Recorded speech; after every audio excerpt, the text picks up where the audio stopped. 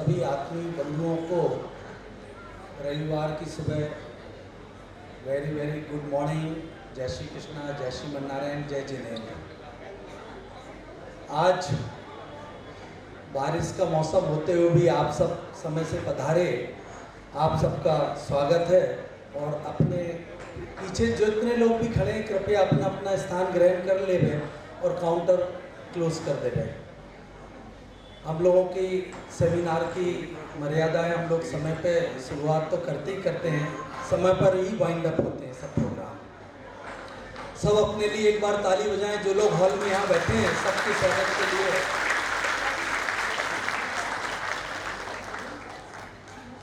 ये जीवन आदर्श उत्कर्ष परिषद का 35वां और माहेश्वरी भवन समिति के साथ हमारा पहला प्रोग्राम है। उसके लिए आप सब के लिए बहुत बहुत ये खुशी की बात है कि पुनः माहेश्वरी भवन में सबसे पहले जो सेमिनार हुआ था आज से 11 साल पहले, उसके बाद पुनः ये शुरुआत माहेश्वरी भवन में हो गई है। उसके लिए भवन समिति और उसके पदाधिकारी का बहुत बहुत आभार, धन्यवाद। किसी भी कार्यक्रम की शुरुआत विधिवत दीप प्रज्वलित से होती है।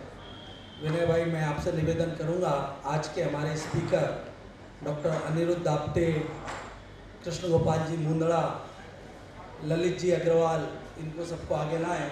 नीलेश भाई मांडलीवाला, हमारे भवन समिति के अध्यक्ष घनश्याम जी चांडक, सुरेश जी तोस्नीवाल, गजानन जी मालपानी, प्रेरणा स्रोत इस सेमिनार के, और मुरली जी सोमानी। निवेदन है सेवंती भाई शाह विशेष रूप से आज आए हैं डॉक्टर आपटे को सुनने के लिए, उनको भी निवेदन है कि दीप प्रज्वलित के लिए आप आगे आए।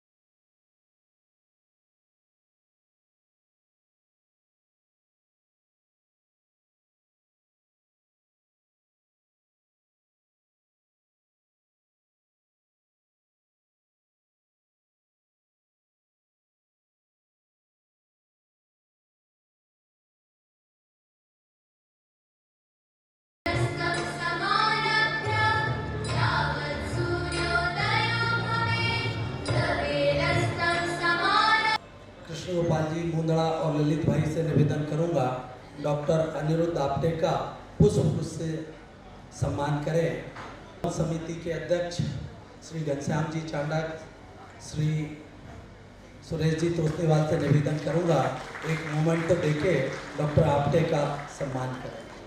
हमारे सूरत के प्रिय अग्रणी श्री सेवंती भाई शाह से निवेदन करेंगे कि जीवन आदर्श उत्कर्ष परिषद की तरफ से डॉक्टर आपटे को मोमेंटो देके उनका सम्मान करें। जो भाइयों और बहनों के हमारे पास रजिस्ट्रेशन नहीं है, पीछे हमारे काउंटर अगले सेमिनार की सूचना मिल सके। वैसे एक बहुत खुशी की बात है कि हमारा नेक्स्ट सेमिनार 8 अक्टूबर को इसी माहेश्वरी भवन में होगा, 8 अक्टूबर को। और आज की तारीख में ज्वलंत टॉपिक है जिसमें हमारे परिवार, हमारे सर्कल में, पेपर में आए दिन पढ़ते, young death after corona heart attack. Next seminar हमारा हार्ट के ऊपर होगा, जो आज की ज्वलंत समस्या है कोरोना के बाद। 8 अक्टूबर आप लोग सब नोट कर लेंगे, स्थान समय सब एक ही रहेगा, डेट 8 अक्टूबर दिन रविवार। हमारे लिए विशेष रूप से आर्सेनल मित्तल से एग्जीक्यूटिव डायरेक्टर मुंदड़ा जी का सुबह चला के फ़ोन आया, मैं उनका वेलकम करूंगा कि आज मैं सेमिनार सुनने आ रहा हूं, तो मुंदड़ा जी आपका स्वागत है। अब मैं विनय भाई से निवेदन करूंगा, डॉक्टर अनिरुद्ध आपटे का वैसे तो वो परिचय के मोहताज नहीं है, फिर भी एक संक्षिप्त परिचय दें।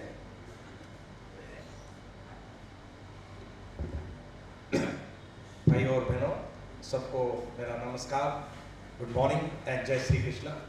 एक बार आप सबका फिर से धन्यवाद देना चाहूँगा कि संडे के दिन आप कीमती समय निकाल के आज यहाँ सेमिनार अटेंड करने आए।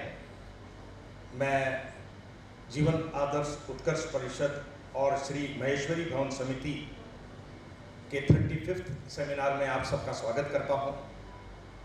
मेरे कलीग श्रीकांत जी मुंद्रा, अतुल जी बांगड़, निर्मलेश जी आर्या और महेश्वरी भवन समिति के श्री घनश्याम जी चांडक, सुरेश तोषनेवाल और सपोर्ट टीम सबका धन्यवाद देना चाहूँगा, जिसके कारण हम ये सेमिनार आज कर पा रहे हैं। डॉक्टर आपते का भी बहुत बहुत धन्यवाद देना चाहूँगा कि वो अपना कीमती समय निकाल के आज आए और इस सेमिनार कंडक्ट करेंगे। संक्षिप्त में उनके लिए जो बोलना है तो मैं बहुत प्रिविलेज फील करता हूँ कि पहले भी उनके बारे में बोलने का मुझे बहुत मौका मिला है, लेकिन आज मैं उन्होंने कौन सी मेडिकल स्कूल से पढ़ाई की, कौन सी कॉन्फ्रेंसेज अटेंड की, क्या पेपर्स लिखे, वो बात नहीं करूँगा, बल्कि मैं ये कहना चाहूँगा कि उनकी 26-27 ईयर्स की प्रैक्टिस में मेरे अंदाज से मोर देन 7.5 लाख कंसल्टेंसी शायद उन्होंने कर दी है।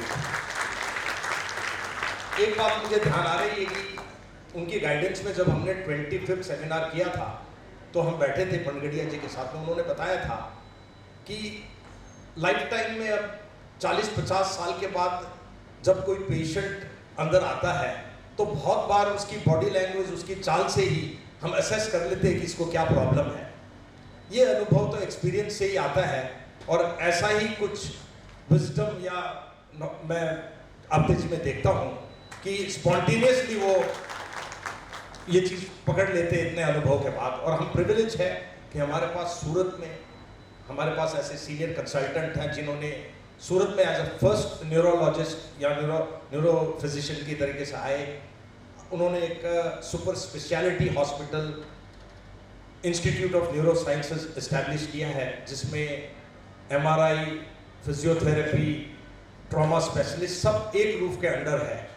लेकिन एक चीज़ और सुन के बड़ी खुशी होती है कि आज उस हॉस्पिटल में DNB न्यूरोलॉजी की भी सीट है।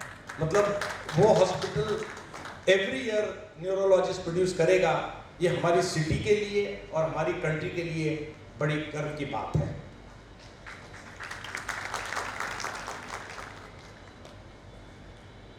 आज का सेमिनार का विषय थोड़ा डिफरेंट है। हर बार स्पेशलिस्ट पर्टिकुलर बीमारी के बारे में ज़्यादा बात करता है, जिसके लिए हमें प्रिकॉशन क्या लेना है, पोस्ट क्या करना है। मेरे को लगता है कि उससे थोड़ा आज डिफरेंट हटके है, एक बिगर कॉज के लिए सेमिनार है। एक जो मिसकॉन्सेप्ट है, मिथ है, वो दूर करने का। एपिलेप्सी के बारे में जब एक बार पहले मैंने सुना तो उससे पहले मेरा भी बहुत ही क्लियर कट मिसकॉन्सेप्ट था। सर को सुनने के बाद क्लियर हुआ कि वो रिवर्सिबल है, वो सब आज आपको बताएंगे। और ब्रेन डेड के बारे में भी दो बड़ी गहरी सिचुएशन है कि जब किसी का near and dear one brain dead हो जाता है तो ऐसे सेमिनार अटेंड करने के बाद उससे आप कनेक्ट कर पाएंगे और वो एक्सेप्टेबिलिटी आएगी और समझ पाएंगे, और वो एक न्यूरो फिजिशियन ही आपको समझा पाएंगे। और दूसरा, ब्रेन डेड के बाद ऐसे सेमिनार एडजस्ट करने के बाद हमको एक बिगर कॉज समझ में आएगा कि एक्चुअली हम ब्रेन डेड हमारे कोई भी नियर एंड डियर वन होते हैं तो उसकी ऑर्गन को हार्वेस्टिंग के लिए, डोनेशन के लिए दे सकते हैं। तो ये बिगर कॉज है सोसाइटी के लिए, नेशन के लिए। स्पेन एक ऐसी कंट्री है जहां कभी भी कोई ब्रेन डेड हो जाता है तो वो बॉडी स्टेट को, गवर्नमेंट को बिलोंग करती है। स्पेन के अंदर आज ऑर्गन ट्रांसप्लांट की वेटिंग लिस्ट शायद पूरी दुनिया में सबसे कम है। हमारे देश में thousands of people they die waiting for the organ. तो हम उस चीज को थोड़ा सा चेंज कर सकते हैं, दूसरों के लाइफ में कोई चेंज ला सकते हैं। आई थिंक ये बिगेस्ट मैसेज होगा आज के सेमिनार का। धन्यवाद। बंधुओं, ये मंथ जुलाई महीना गवर्नमेंट ऑफ इंडिया की तरफ से नेशनल ऑर्गन डोनेशन मंथ कहलाता है। योग से ऑर्गन ब्रेन डेथ का सेमिनार है।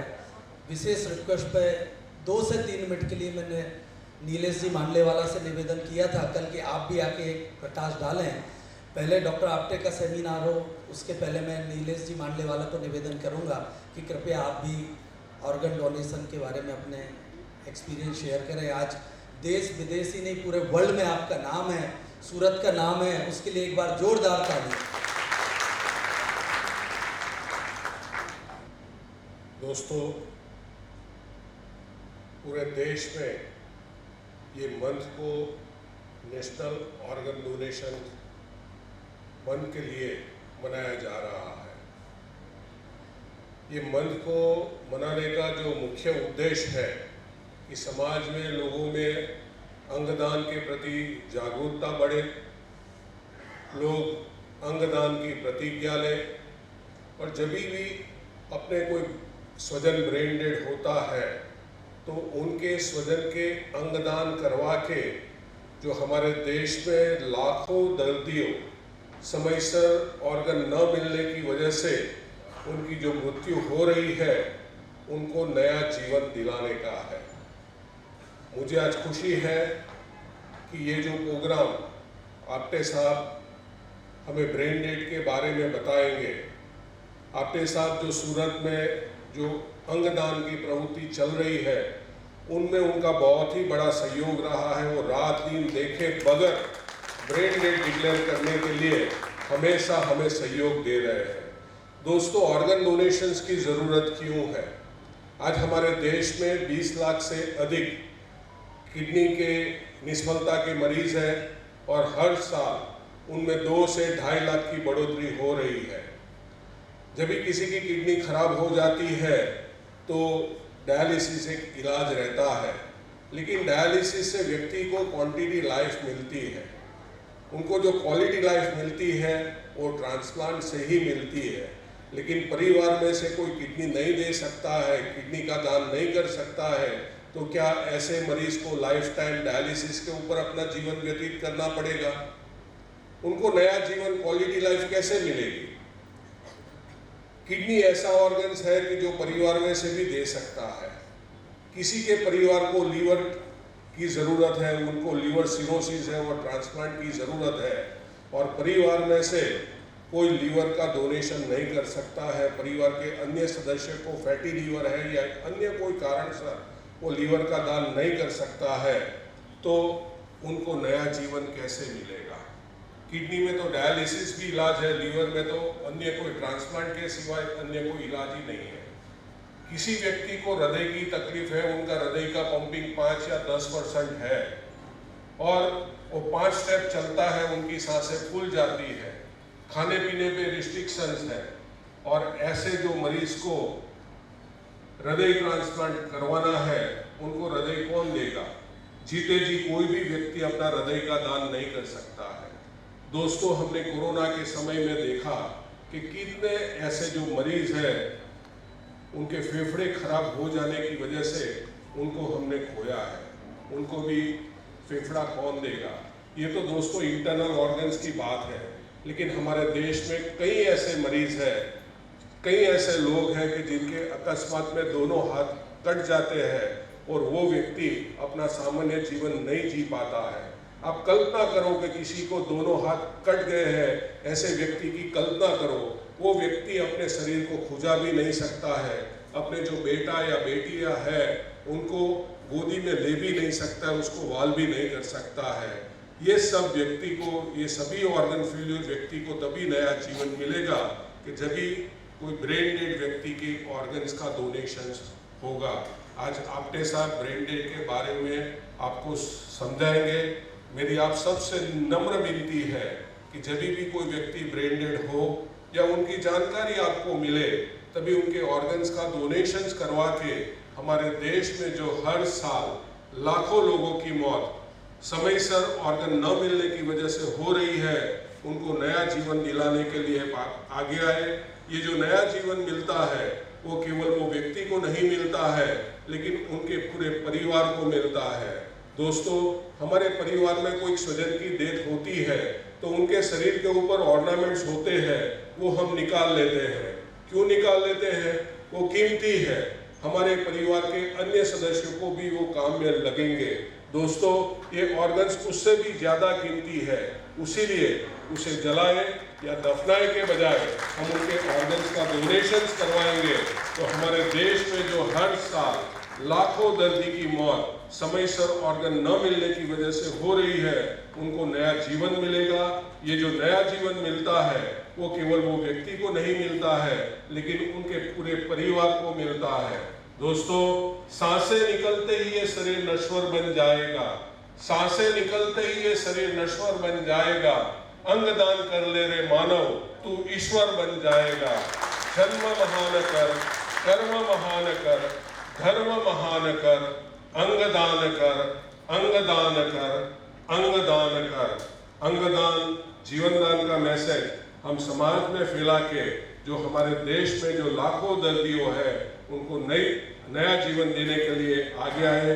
फिर से मैं एक बार श्रीकांत जी और उनकी पूरी टीम का बहुत बहुत आभारी हूँ कि जिन्होंने हमें आज एक मौका दिया, और आपटे सर का भी बहुत बहुत आभारी हूँ कि इतने 18 सालों से लगातार ब्रेन डेड डिक्लेयर करने के लिए जो हमें सहयोग दे रहे हैं, लोगों को जागरूक करने के लिए जो सहयोग दे रहे हैं, उसके लिए सर का भी मैं तहे दिल से शुक्रिया अदा करता हूँ। धन्यवाद। भारत माता की जय। बहुत बहुत आभार नीलेश भाई, आपने बहुत अच्छे ढंग से सरल शब्दों में समझाया है। अब मैं डॉक्टर अनुज दाप्टे को आमंत्रित करता हूँ कि वो आके मंच संभालें और आपको अपनी इसके बारे में एक्सप्लेन करें। पुनः एक बार अनाउंसमेंट है, नेक्स्ट सेमिनार हमारा हार्ट के ऊपर होगा 8 अक्टूबर दिन रविवार, समय और स्थान एक ही, यही जगह पर 8 अक्टूबर नोट कर ले। जो भाइयों बहनों ने नंबर हमारे पास नहीं है, पीछे एक काउंटर है वहाँ नोट करा दें, जिसमें आने वाले साल के 3 से 4 प्रोग्राम की सूचना आपको समय समय पर मिलती रहे। डॉक्टर नीलेश दाप्टे।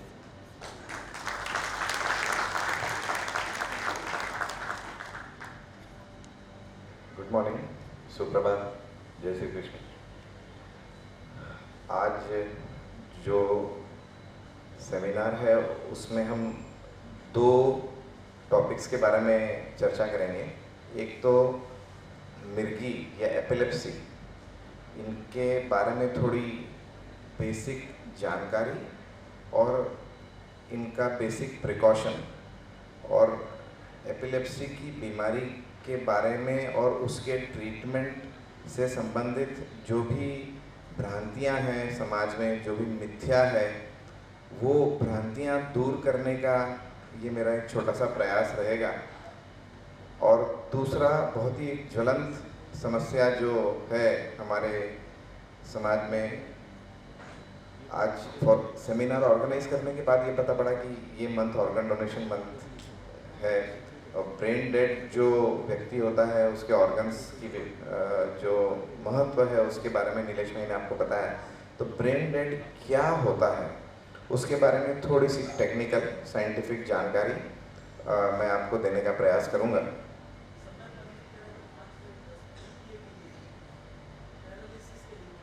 ओके, देखिए अभी 11:15 बज रहे हैं, हम 1 घंटे या 1.25 घंटे में सब वाइंड अप कर देंगे। अगर आपको लगे कि मैं टाइम ओवरशूट कर रहा हूँ या ऐसा लगे कि शायद अब बहुत अति हो गई है, तो आप हाथ खड़ा कर दीजिएगा, मैं इमीडिएटली आई विल स्टॉप। तो नहीं, मैं तो 1-1.25 घंटे के अंदर बंद कर दूंगा, लेकिन बीच में अगर कोई हाथ खड़ा करे तो करटेल करने का प्रयास करूंगा। चलिए हम शुरू करते हैं। मैंने इसलिए टाइमर भी लगा दिया, so I have a note of the time I am speaking.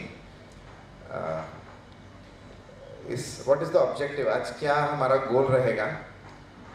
सबसे पहले तो जो सीजर्स होते हैं, एपिलेप्सी होती है, कितने प्रकार के फिट्स होते हैं, उनको पहचाना कैसे जाए, उनके बारे में हमको जब तक उसके लक्षण नहीं पता रहेंगे तब तक उसको हम पहचान नहीं पाएंगे।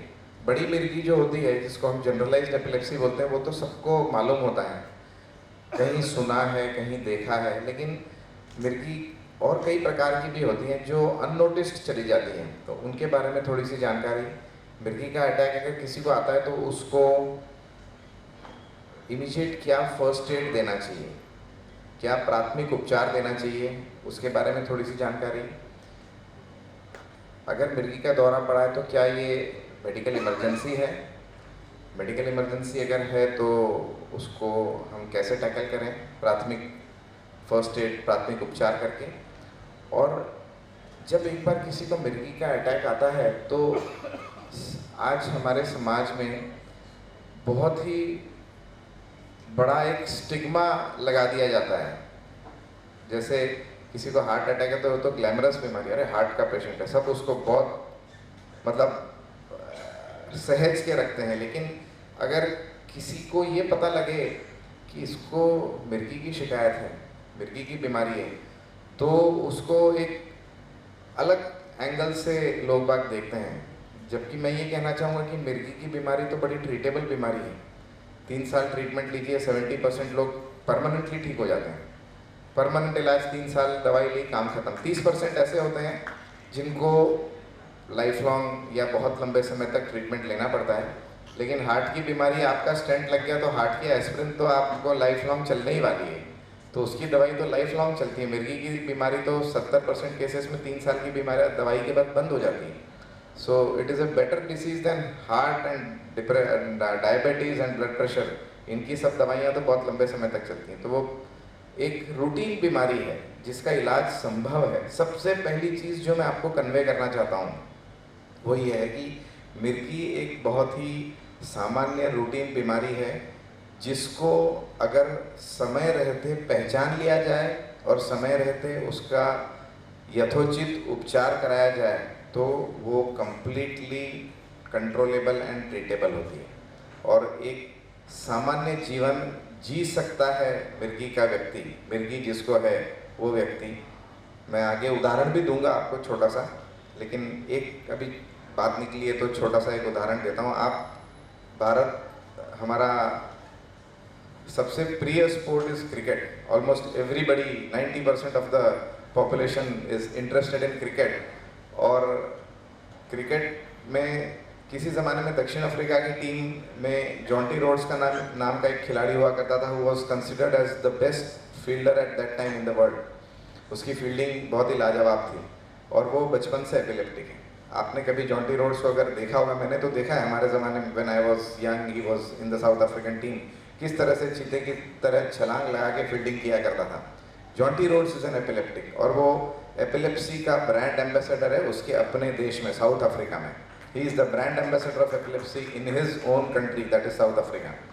तो जब ऐसा व्यक्ति जिसको बचपन से एपिलेप्सी है वो क्रिकेट के मैदान में इतने कर्तबकारी फील्डिंग कर सकता है तो दुनिया में मैं ये मानता हूँ कि अगर एपिलेप्सी को पहचाना और टाइम से ट्रीट किया जाए तो वो हर व्यक्ति अपने जीवन में डेफिनेटली कुछ इम्पोर्टेंट चीज़ कर सकता है। सो मिर्गी क्या है, व्हाट इज़ एपिलेप्सी? थोड़ा साइंटिफिकली जाते हैं। हमारा ब्रेन जो है वो कंटिन्यूस एक्टिविटी करता रहता है, उसमें इलेक्ट्रिकल एक्टिविटी जनरेट होती है। मैं बोल रहा हूँ तो एक इलेक्ट्रिकल पल्स जनरेट हो रहा है, इलेक्ट्रिकल एक्टिविटी जनरेट हो रही है जिसका सिग्नल मेरे ज़बान तक आ रहा है और वो ज़बान शब्दों को प्रोड्यूस कर रही है। मेरे लैंग्वेज सेंटर में वो इलेक्ट्रिक एक्टिविटी जनरेट हो रही है जिससे मैं लैंग्वेज या शब्दों का फॉर्मेशन करके एक वाक्य बना रहा हूँ और वो वाक्य मैं आपके सामने बोल रहा हूँ। तो ये सारा इलेक्ट्रिकल एक्टिविटी के जरिए होता है। जिस तरह हार्ट में इलेक्ट्रिकल एक्टिविटी होती है जो हम ECG से देखते हैं, उसी तरह ब्रेन में भी इलेक्ट्रिकल एक्टिविटी होती है और उसका हम EEG नाम का एक टेस्ट होता है, उससे देखते हैं। तो किसी कारणसर अगर ब्रेन में अनकंट्रोल्ड इलेक्ट्रिकल एक्टिविटी जनरेट होती है तो वो एपिलेप्सी के रूप में शरीर में उसके लक्षण दिखाई देते हैं। छोटा सा उदाहरण दूं, हमारे घर में, सब लोगों के घर में गैस पे प्रेशर कुकर चढ़ता है। तो जब प्रेशर कुकर में स्टीम ज़्यादा होती है तो सीटी ऊपर हो जाती है, प्रेशर निकल जाता है, स्टीम निकल जाती है। तो that is A safety mechanism. तो अगर हमारे ब्रेन में एक्सेसिव इलेक्ट्रिकल एक्टिविटी जनरेट होती है तो वो एपिलेप्सी के रूप में शरीर से बाहर हमको दिखाई देने लग जाती है। ये अनकंट्रोल्ड एपिलेप्टिक एक्टिविटी किस रूप में दिखाई देगी? जिस दिमाग के जिस भाग में इलेक्ट्रिकल एक्टिविटी ज़्यादा जनरेट होगी उसके मैनिफेस्टेशन उस हिसाब से आएंगे। जिस सर्किट में ब्रेन के एक्सेसिव इलेक्ट्रिकल एक्टिविटी बनेगी वो उस तरह का मैनिफेस्टेशन आ जाएगा। सामान्य तौर पे जो कॉमनेस्ट हम लोग एपिलेप्सी जिसके बारे में सब लोग जानते हैं, सुनते हैं, कुछ ने देखा भी है, पड़ोसी में देखा है, घर में देखा है, जानकारों में देखा है, फिल्मों में देखा है, जिसको हम बोलते हैं जनरलाइज्ड सीजर, बड़ी मिर्गी। बड़ी मिर्गी में क्या होता है कि व्यक्ति बैठा हुआ है, सडनली उसका शरीर ऐंठ जाता है, मुंह से एक चीख निकलती है, आवाज़ निकलती है, गर्दन एक तरफ को मुड़ जाती है और वो इस तरह से झटके लेने लगता है और ज़मीन पे गिर जाता है। और उसके बाद कुछ मिनटों के लिए वो 1 या 2 मिनट के लिए वो झटके चलते हैं, फिर ब्रेन की जो एक्सेसिव इलेक्ट्रिकल एक्टिविटी है वो बंद हो जाती है, अपने आप झटके बंद हो जाते हैं और उसके बाद पेशेंट जो है वो 2, 4, 5 मिनट 10 मिनट तक बेहोशी की स्थिति में रहता है और फिर धीरे धीरे होश में आता है। और इस दौरान उसको कभी कभी चोट भी लगती है, उसकी ज़बान भी कट जाती है क्योंकि दांत भिज जाते हैं, कभी कभी उसका यूरिन भी निकल जाता है। ये सारे जो लक्षण हैं ये जनरलाइज्ड एपिलेप्सी के लक्षण, यानी कि बड़ी मिर्गी जिसको हम बोलते हैं, ये एक कॉमन टाइप की एपिलेप्सी जिसके बारे में सबको जानकारी है। और भी कुछ टाइप्स की एपिलेप्सी होती है जिनके बारे में मैं आपको एक छोटी एपिलेप्सी जो होती है जिसको एब्सेंस सीजर्स बोलते हैं, कॉम्प्लेक्स पार्शियल सीजर्स बोलते हैं, उसका एक वीडियो दिखाऊंगा। उसमें पेशेंट खाली ब्लैंक हो जाता है, जैसे कंप्यूटर नहीं हैंग हो जाता, हमारा काम करते करते कंप्यूटर हैंग हो जाता है, वो कमांड नहीं फॉलो करता, वैसे ही पेशेंट का ब्रेन भी हैंग हो जाता है। पेशेंट खड़ा हुआ है और उसका ब्रेन हैंग हो गया। मैं आपको एक वीडियो दिखाऊंगा अभी नेक्स्ट, जब भी वो स्लाइड शो में आएगा वीडियो में। अभी एपिलेप्सी की समस्या कितनी बड़ी है, लगभग आप समझिए कि 50 से 75 लाख लोग हमारे देश में एपिलेप्सी से पीड़ित हैं और न्यूरोलॉजिस्ट कितने, मात्र 3000। जब मैंने प्रैक्टिस शुरू करी थी थे मात्र 500। मेरा रजिस्ट्रेशन नंबर 526 है। So when I passed out in 1996 पूरे भारत देश में मात्र 525 न्यूरोलॉजिस्ट थे। भगवान की दया से उनकी संख्या बढ़ के अब 3000 के ऊपर हो गई है, लेकिन फिर भी बहुत कम है। एवरेज न्यूरोलॉजिस्ट दिन में 5 से 10 एपिलेप्सी के पेशेंट्स देखता है और 1 in 100 patients will develop epilepsy. और एपिलेप्सी जो दिमाग की दूसरी बीमारी है उससे कहीं ज़्यादा कॉमन है। पार्किंसंस है, सेरेब्रल पाल्सी है और भी कई सारे रोग हैं, उनसे काफ़ी ज़्यादा कॉमन है। क्या आपको मालूम है कि ज़्यादातर मिर्गी के दौरे इमरजेंसी नहीं होते। पेशेंट को मिर्गी का दौरा आता है, घर में रुक जाता है, मिर्गी का दौरा बंद भी हो जाता है, इससे पहले कि पेशेंट को कुछ पता पड़े मिर्गी का दौरा बंद। सो ज़्यादातर केसेस में ये इमरजेंसी नहीं होती, लेकिन मिर्गी का दौरा पड़ने के बाद में जो पेशेंट के केयर गिवर्स हैं उनका ये रिस्पॉन्सिबिलिटी हो जाती है कि वो दौरे को पहचाने पहले तो कि यहाँ ये मिर्गी का दौरा था, और उसके बाद तुरंत उसके उपचार के लिए आगे कदम उठाएं। निकटतम जो मेडिकल फैसिलिटी है, निकटतम एक्सपर्ट है, उससे मिलें, उसका डायग्नोसिस कराएं और उसका समय रहते ट्रीटमेंट कराएं। क्योंकि समय रहते ट्रीटमेंट कराने से क्या होगा कि ब्रेन डैमेज मिनिमाइज हो जाएगा, और ब्रेन डैमेज मिनिमाइज होगा तो ट्रीटमेंट का रिस्पॉन्स बहुत अच्छा आएगा। तो that is the most important thing. Patients को कई बार मालूम भी नहीं होता, जिनको मिर्गी के दौरे होते हैं और ख़ास करके जिनको छोटी मिर्गी होती है, माइनर एपिलेप्सी, जैसे मैंने बताया कंप्यूटर हैंग हो गया, तो उस व्यक्ति के परिवार वालों को या टीचर्स को कई बार मालूम ही नहीं होता है कि इसको ये एपिलेप्सी का दौरा पड़ रहा है। वो कहते हैं, टीचर आके घर में शिकायत करती है पेरेंट्स टीचर मीटिंग में कि साहब ये तो है ना ध्यान ही नहीं देता, और ध्यान ही नहीं देता, और हर पीरियड में या दिन में 1-2 बार इसको ऐसा हो जाता है कि ये बेध्यान हो जाता है, बिना ध्यान के हो जाता है। अब वो टीचर भी बेचारे को तो लपट लगा देता है, घर वाले भी लपट लगा देते हैं, बच्चा और परेशान, जबकि उसको है एपिलेप्सी। वो खुद से जानबूझ के ऐसा नहीं कर रहा है, सडनली बीमारी की वजह से वो एकदम ब्लैंक हो जाता है, और ऐसा माना जाता है कि वो परीक्षा स्कूल में ध्यान नहीं दे रहा है, ट्यूशन में ध्यान नहीं दे रहा है। तो इसको माता पिता को इस चीज़ को पहचानना अति आवश्यक है, और टीचर्स को भी बताना अति आवश्यक है कि हमारे बच्चे को ये प्रॉब्लम है। तो अगर वो ऐसा ब्लैंक होता है तो हमें जानकारी दीजिए, ताकि हम लोग उसका मेडिकेशन प्रॉपरली कराएं, और अगर मेडिकेशन चल रहा है तो हम उसका मेडिकेशन डॉक्टर के पास जाके एडजस्ट कराएं। So you should tell the teachers also कि ये इसको मिर्गी ही है, ये ध्यान नहीं दे रहा, ऐसा बात नहीं है। एपिलेप्सी छूत की बीमारी नहीं है। सबसे मेन बात एक जो भ्रांति है कि अरे इसको मिर्गी का दौरा पड़ गया और भी किसी को पड़ जाएगा, मैं इसके साथ रहूँगा तो मुझे भी पड़ जाएगा, ऐसा नहीं है। एपिलेप्सी छूत की बीमारी नहीं होती है। जीता जागता उदाहरण आपके सामने खड़ा है। मेरे छोटे भाई को एपिलेप्सी थी जब वो छोटा था। I have seen those attacks and जब वो 5-7 साल का था and then he completed his schooling, फिर SVNIT से उसने बीटेक किया, उस टाइम REC हुआ करता था, और MTech किया और आज अमेरिका में एक बहुत बड़ी कंपनी में वाइस प्रेसिडेंट है। तो मेरे घर में ये उदाहरण है। एपिलेप्सी से आपके मेंटल इंटेलिजेंस पे कोई फर्क नहीं पड़ता है। उसका जीता जाता उदाहरण मेरे घर में है। एपिलेप्सी मेरे भाई को थी, मुझे नहीं है, तो छूत की बीमारी भी नहीं है। तो ये दो बहुत क्लियर मैसेजेस जो है मैं आपको देना चाहता हूँ कि समय रहते अगर ट्रीटमेंट करा लिया जाए तो इंटेलिजेंस पे फर्क नहीं पड़ता, छूत की बीमारी नहीं है। ये एक मानसिक रोग भी नहीं है। Epilepsy is not A mental illness. Mental illness मतलब साइकेट्रिक डिसऑर्डर, जिसमें डिप्रेशन, एंजाइटी, स्किज़ोफ्रेनिया, ये सारी बीमारियां आती हैं। एपिलेप्सी एक सामान्य रोग है, डायबिटीज की तरह, ब्लड प्रेशर की तरह, अस्थमा की तरह, हार्ट की तरह। तो ये एक सामान्य रोग है जिसका हवा बना दिया गया है। पहले पुराने ज़माने में जो लिटरेचर आता था कि लोग मानसिक रोग और एपिलेप्सी को कंबाइन कर देते थे कि ये पागल हो गया। अब ये जो पागलपन है वो पागलपन एक स्टिग्मा बन के रह गया, और वो पागलपन का स्टिग्मा हर एपिलेप्टिक के साथ में अनफॉर्चुनेटली चिपक गया है। एपिलेप्सी मतलब पागल, मानसिक है, ये तो मानसिक रोग नहीं है। कृपया करके एक एपिलेप्टिक पेशेंट को ये दर्जा भूल के भी मत दीजिएगा। आप उसके ऊपर एक बहुत बड़ा उपकार करेंगे अगर एपिलेप्टिक को आप एक सामान्य रोगी की तरह देखेंगे और उससे बातचीत करेंगे, इंटरैक्ट करेंगे, तो that would be the one of the best services you can do to him.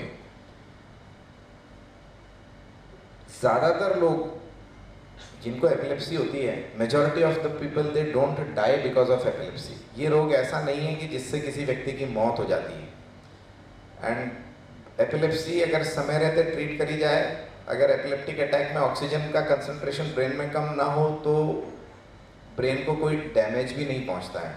तो ये सारी जो भ्रांतियाँ और मिथ्या है समाज में, वो हमको दूर करनी है। उसी का एक छोटा सा प्रयास आज इस सेमिनार के रूप में हम कर रहे हैं। तो ये भ्रांतियाँ आपके दिमाग से भी मैं चाहता हूँ कि इमीडिएटली दूर हो जाए। अब एपिलेप्सी के क्या कारण होते हैं? 70% केसेस में एपिलेप्सी में हमको कोई ब्रेन में खराबी नहीं मिलती है। सिर्फ कुछ सर्किट्स होते हैं जो एक्सेसिवली फायर कर रहे हैं, ज़्यादा बिजली निकल रही है उन सर्किट्स में से। ब्रेन जो है हमारा एक कंप्यूटर है और billions and billions of circuits हैं इसके अंदर। अगर हमारे ब्रेन जितना कंप्यूटर किसी को बनाना है, ब्रेन में इस 1.25 किलो के ब्रेन में जो इतनी छोटी सी खोपड़ी में भगवान ने, कुदरत ने बना के रख दिया है, वैसा कंप्यूटर अगर हमको बनाना है तो आपको कितनी बड़ी बिल्डिंग चाहिए मालूम है? इस माहेश्वरी भवन जैसी 25 बिल्डिंग बनानी पड़ेगी, 25 बिल्डिंग्स लाइक दिस माहेश्वरी भवन, तो भी शायद सारे सर्किट उसमें एडजस्ट ना हो पाए। इतने सर्किट्स हैं हमारे ब्रेन में। तो वो ब्रेन का सर्किट जब एक्सेसिवली फायर करता है तो एपिलेप्टिक एक्टिविटी निकलती है। पर वो सर्किट हमको अभी तक साइंस वहाँ तक नहीं पहुँचा कि उस सर्किट को देख पाए। हम आइडेंटिफाई कर लेते हैं ग्राफ से, जो ब्रेन का ग्राफ होता है, EEG निकालते हैं। जैसे हार्ट के लिए हम ECG निकालते हैं, पता पड़ता है हार्ट अटैक आ गया, वैसे ही ब्रेन के लिए एक ग्राफ निकाला जाता है, EEG बोलते हैं। वो EEG एक्सेसिव इलेक्ट्रिकल एक्टिविटी को पकड़ लेता है और ये भी बता देता है कि ब्रेन के इस एरिया से आ रही है। लेकिन जब हम उसका MRI करते हैं तो पता लगता है कि उस MRI में तो हमको कुछ दिख नहीं रहा है, कोई उसमें गड़बड़ ब्रेन की बनावट में नहीं है, वहाँ कोई ब्रेन ट्यूमर नहीं है, वहाँ कोई TB का असर नहीं है, कोई चोट का निशान नहीं है। तो 70% केसेस में कोई भी कारण नहीं होता है। इसको हम बोलते हैं इडियोपैथिक एपिलेप्सी। और बाकी 30% केसेस में कारण होते हैं। क्या कारण हो सकता है? ब्रेन में चोट लग जाए, चोट लगने के बाद जो डैमेज है ब्रेन का, तो वहाँ से इलेक्ट्रिकल एक्टिविटी का जनरेशन अलग प्रकार का होता है। ब्रेन ट्यूमर में एपिलेप्सी आती है। ब्रेन में अगर इन्फेक्शन हो जाए तो इन्फेक्शन के बाद एपिलेप्टिक एक्टिविटी जनरेट होती है। अगर बर्थ के टाइम ऑक्सीजन की कमी हो जाए तो कई बार बच्चे पैदा होते हैं, लेट होते हैं, उनको कांच की पेटी में रख दिया जाता है, ब्रेन में ऑक्सीजन की कमी हो जाती है तो ब्रेन को चोट पहुंचती है। ऐसे बच्चों को अक्सर एपिलेप्सी होती है। मेंटल रिटार्डेशन के साथ साथ वो लोग थोड़े मानसिक रूप से उनका विकास कम होता है, लेकिन मिर्गी के दौरे भी पड़ते हैं। और अगर ब्रेन की बनावट, जो ब्रेन का आर्किटेक्चर है, ब्रेन का स्ट्रक्चर है, वो उसकी बनावट में कुदरती ही कोई गड़बड़ हो तो भी एपिलेप्सी हो सकती है। तो 30% लोगों में कारण मिलता है, 70% लोगों में कोई कारण नहीं मिलता।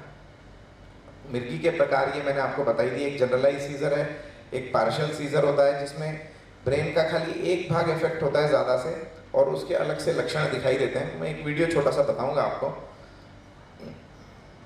ये मिर्गी के दौरे के लक्षण होते हैं, बड़ी मिर्गी के मैंने आपको बताई दी। आवाज़ निकलती है, अनकॉन्शियस हो जाता है, गिर जाता है, 1 से 3 मिनट तक रहता है और उसके बाद धीरे धीरे होश में आता है। This I have already talked.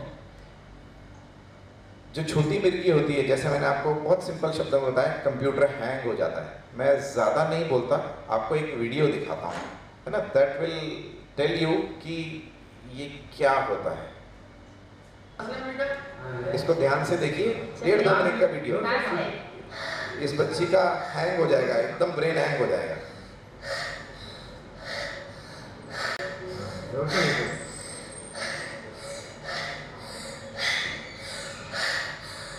देखो, सामने देखो, इधर देखो, मेरी तरफ।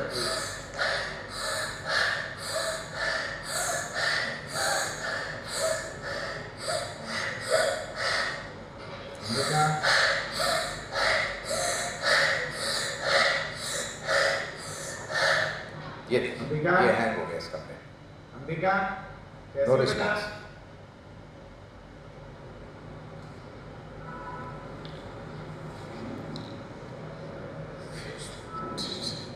अंबिका, कोई रिस्पॉन्स नहीं है।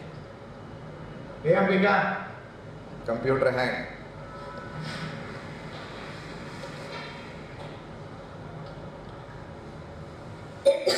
बस ये ठीक हो गई। अंबिका, कैसी है? अच्छी हूँ। अच्छी है? She is normal, है क्या ना? हो गया था? कुछ नहीं। कुछ नहीं, पता नहीं तेरे को? क्या हुआ था? तू सांस ले रही थी जोर जोर से? हाँ, फिर क्या हुआ उसके बाद? कुछ नहीं। कुछ नहीं हुआ? पता चला क्या हुआ था? हैं?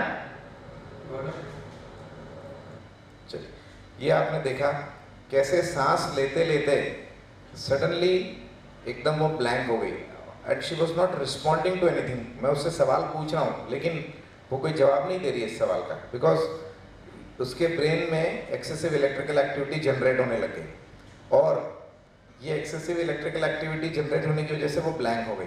तो ये इस तरह की एपिलेप्सी बच्चों में कॉमन होती है और यही शिकायत टीचर घर वालों को करती है कि बच्चा स्कूल में ध्यान नहीं देता। बच्चा तो ऐसा ब्लैंक हो रहा है, उसको एपिलेप्टिक अटैक्स आ रहे हैं, तो बेचारा ध्यान कहाँ से देगा। और थोड़े कड़क टीचर और माँ बाप होते हैं तो उसको बेचारे को ठुकाई हो जाती है उस बच्चे की। So this needs to be told to the relatives of the patients and the teachers also. So ये जो चीज़ है ये छोटी मिर्गी होती है। एक उदाहरण देखा आपने। अब अगर किसी को मिर्गी का दौरा पड़ भी जाता है, थैंक यू,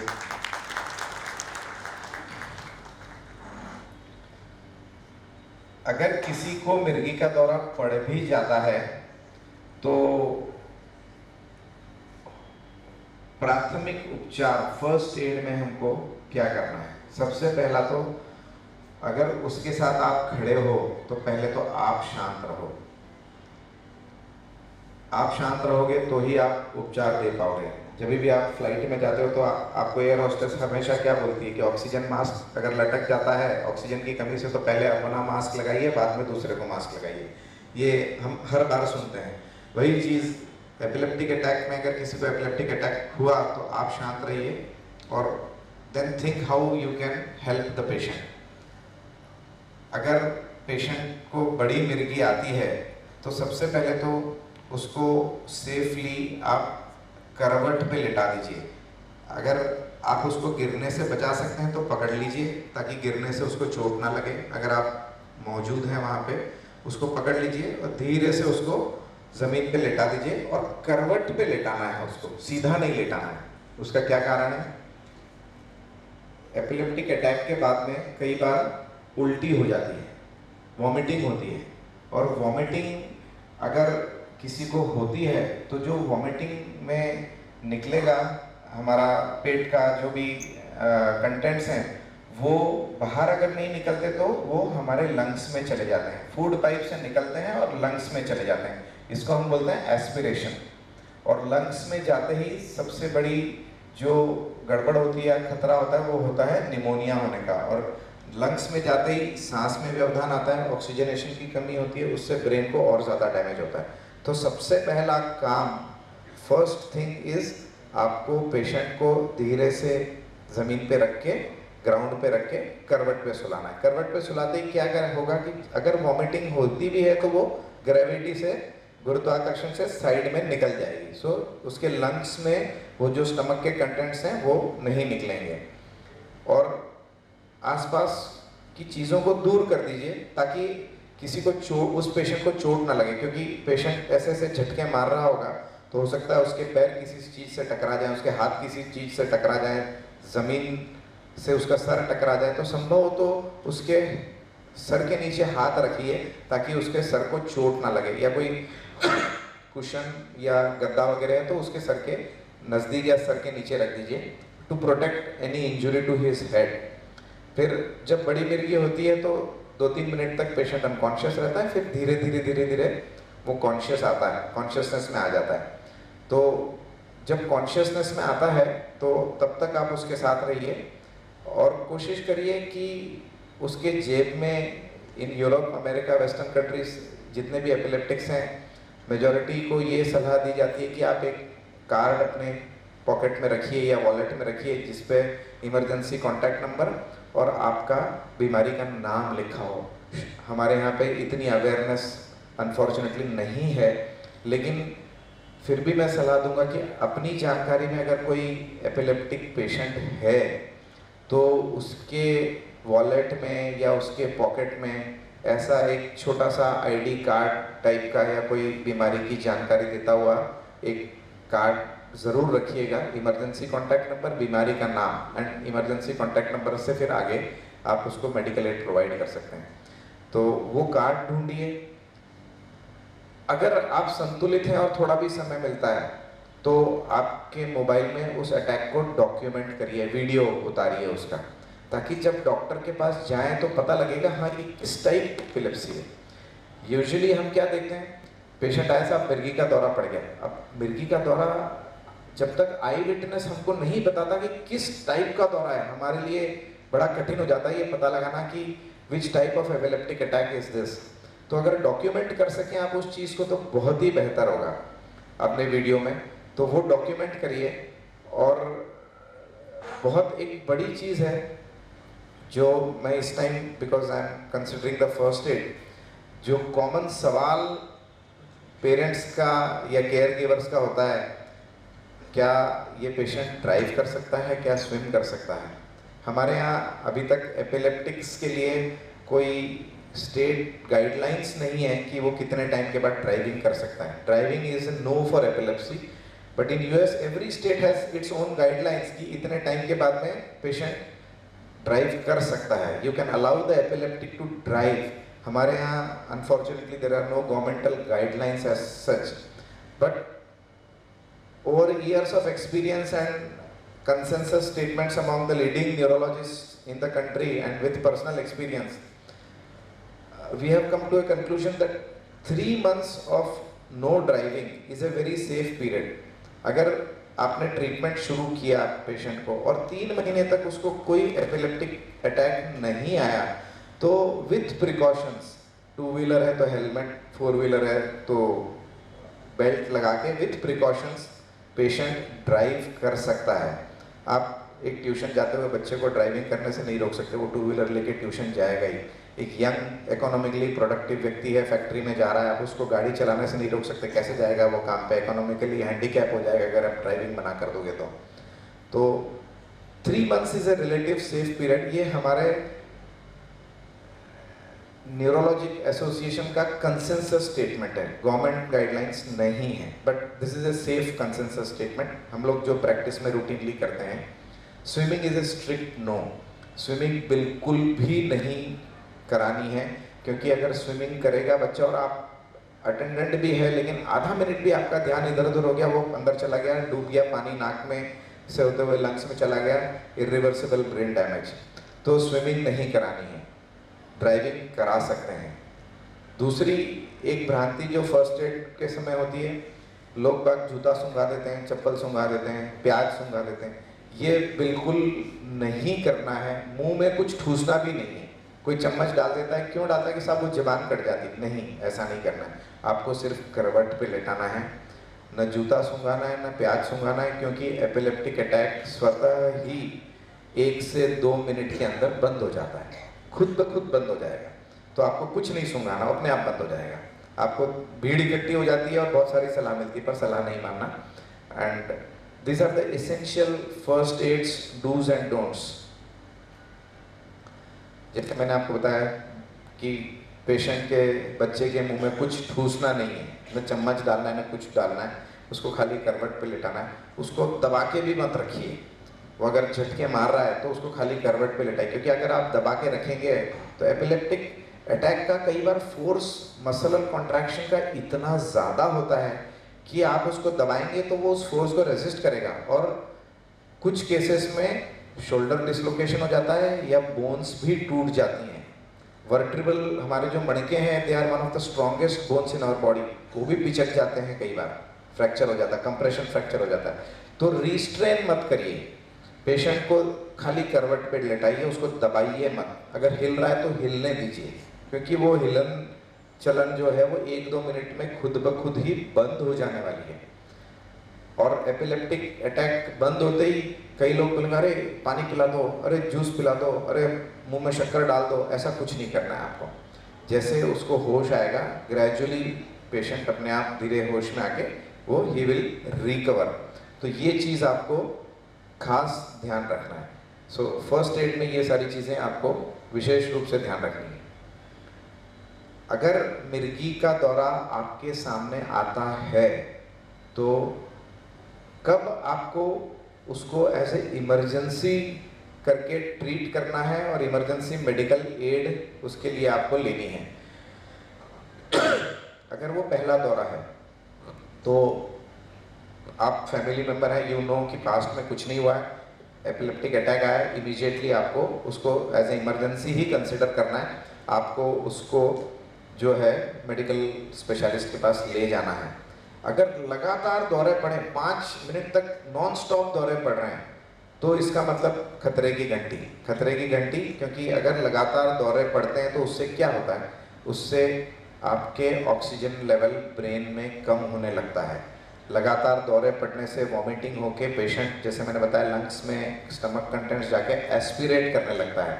तो ऑक्सीजन कंटेंट कम होगा तो ब्रेन को इरिवर्सिबल डैमेज होने की संभावना रहती है।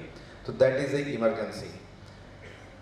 अगर पेशेंट को चोट लग गई, वो जोर से गिर गया, सर से खून निकल रहा है, कुछ आपने ऑब्वियस देख गया कि किसी वाहन से टकरा गया एपिलेप्टिक एक्टिविटी की वजह से, उसका कहीं फ्रैक्चर हो गया, that is a emergency. Seizures occurring in water, जैसे मैंने बताया, स्विमिंग कर रहे हैं और स्विमिंग के दौरान अचानक से उसको फिट्स पड़ गया तो वो इमरजेंसी है, तुरंत पूल में से निकालिए, भागिए डॉक्टर के पास। और अगर आपने देखा कि फिट्स तो बंद हो गए लेकिन उसके बाद पेशेंट की सांस नहीं आई है वापस, वो भी एक बहुत बड़ी इमरजेंसी। इसका मतलब उसको मोस्ट लाइकली कार्डियक अरेस्ट हो गया है during the seizure activity, epileptic activity के दौरान उसका हार्ट अरेस्ट हो गया है। इसको हम बोलते हैं सडन डेथ इन एपिलेप्सी। बहुत ही रेयर होता है, लेकिन आपको इस चीज़ की जानकारी होना आवश्यक है। अगर सांस आपने देखा कि नहीं आ रहा है तो इमीडिएटली उसको हार्ट का पंपिंग करके माउथ टू माउथ ब्रीदिंग आपको शुरू करनी है। That is what we call as CPR। ये छोटी मिर्गी का वीडियो मैंने आपको दिखाई दिया।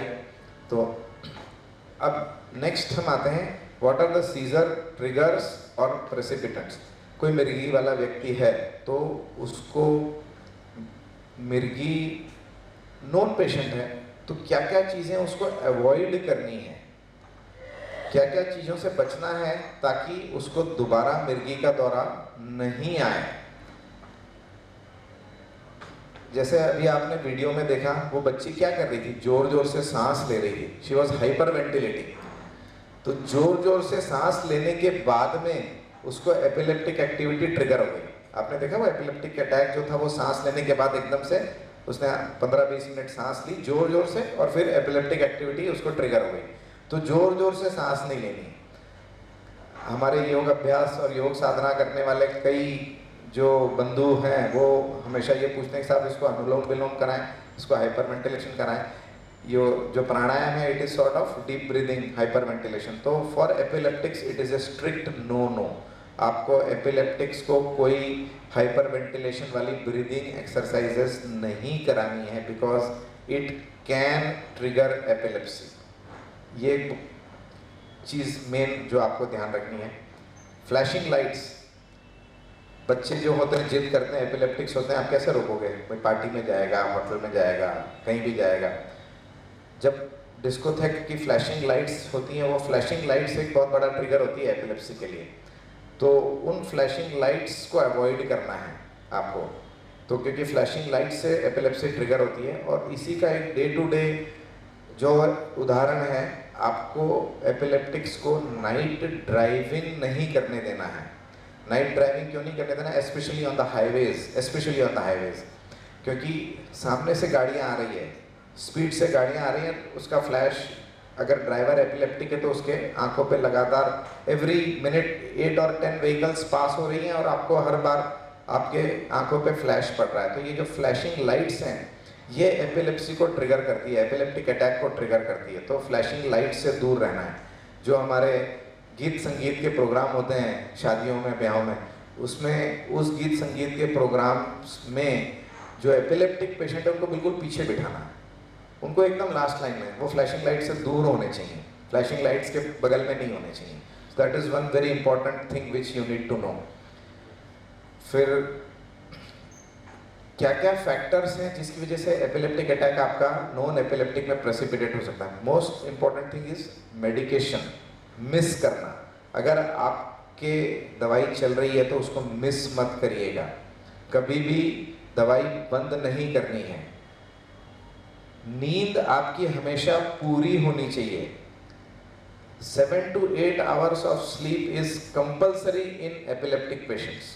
नाइट में समय से सोएं, समय से उठें। ऐसा नहीं कि एक दिन रात में 1 बजे सोए और अगले दिन 5 बजे उठ जाएं, एक दिन 10 बजे सोएं और 8 बजे उठें। So you have to maintain a proper sleep hygiene. आपका सोने का और जगने का जो समय है वो बिल्कुल सही होना चाहिए। कम से कम 7 घंटे की नींद निकालनी है। अल्कोहल और ड्रग्स, इनसे दूर रहना है। हार्मोनल चेंजेस के दौरान एपिलेप्टिक अटैक्स आते हैं, स्पेशली जब यंग गर्ल्स पीरियड्स में होती हैं। तो बॉडी में जब हार्मोनल चेंजेस होते हैं पीरियड्स के दौरान, तो कुछ एपिलेप्सीज ऐसी होती हैं जो पीरियड्स के दौरान प्रेसिपिटेट होती है। तो mothers need to be aware. माताओं को इस बात का ख्याल होना चाहिए कि अगर बच्ची पीरियड में है तो शायद उसको एपिलेप्टिक अटैक प्रेसिपिटेट हो, तो इसलिए उनको अपने बच्चे को पहले ही बता देना है। They should tell their daughters कि अगर कुछ हो तो लेट अस नो इमीडिएटली। उसको प्रिवेंट करने की भी दवाइयाँ आती हैं, बट ये जानकारी माताओं को रहना आवश्यक है, वो अपने बच्चियों को इस चीज़ का बता सकते हैं। ओवर एक्सर्शन, इम्प्रॉपर मील टाइमिंग्स, ये सारे रूटीन प्रिकॉशंस हैं, बट जो मेन प्रिकॉशंस हैं वो मैंने आपको बता दिया। Avoid flashing lights, avoid hyper ventilation, दवाई मिस नहीं करना, टाइम से सोना, टाइम से उठना। पीरियड्स के टाइम पे यंग गर्ल्स अगर एपिलेप्टिक्स हैं वो तो उनको उसकी जानकारी देना। एक बहुत बड़ा इशू, बहुत बड़ा emotive issue, social issue in women with epilepsy.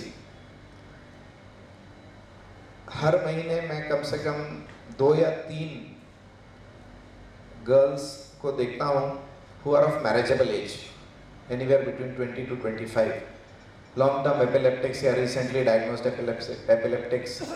हर माता पिता का सवाल यही होता है कि साहब हम इसकी शादी कर दें।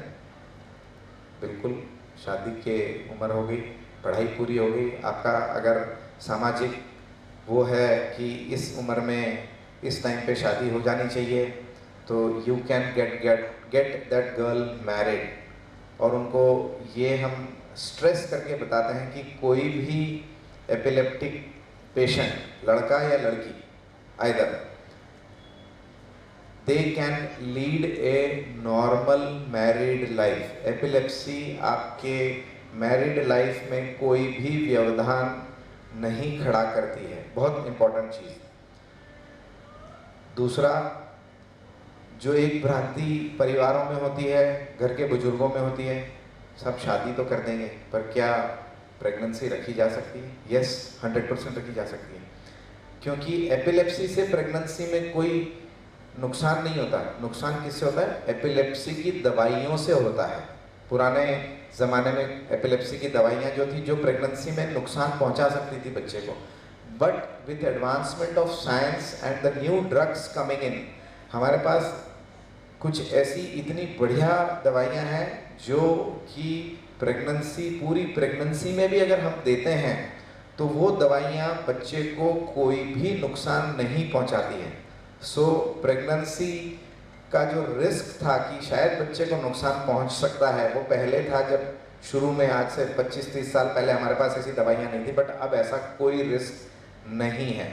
We have good safe drugs which can be given if the lady is pregnant. क्या ये व्यक्ति जॉब कर सकता है? बिल्कुल कर सकता है।